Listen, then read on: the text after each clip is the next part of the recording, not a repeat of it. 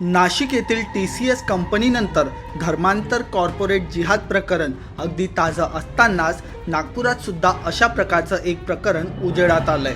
नागपूरच्या मानकापूर पोलीस ठाण्याच्या हद्दीतील एका सामाजिक संस्थेच्या आड तरुण मुलींवर धर्मांतरासाठी दबाव टाकला जात होता असा आरोप करण्यात आला आहे। याशिवाय त्या संस्थेत काम करणाऱ्या तरुणींचा मानसिक छळ, विनयभंग, अश्लील चाळे, बदनामी आणि धमक्या दिल्याचा गंभीर आरोप पीडित मुलींनी केला आहे। पोलिसांनी या प्रकरणात फिकर फाउंडेशन आणि युनिव्हर्सल मल्टीपर्पज सोसायटीचा सर्वेसर्वा रियाज काझीला अटक केली आहे।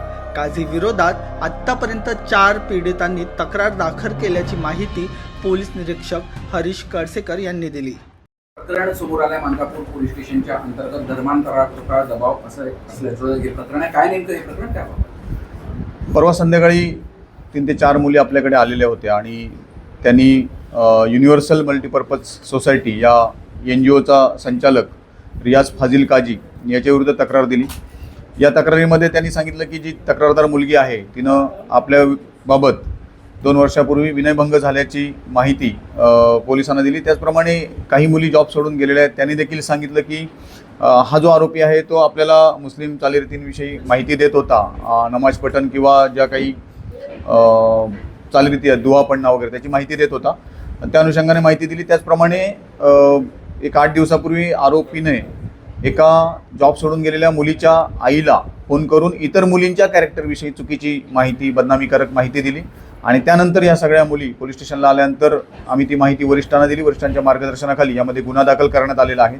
गुन्हा दाखल करून सेम डे आरोपीला अटक करण्यात आलेली आहे। त्याला काल रोजी माननीय न्यायालयात हजर केलं। माननीय न्यायालयाने त्याला 23 तारीखपर्यंत पोलीस कोठडी सुनावलेली आहे।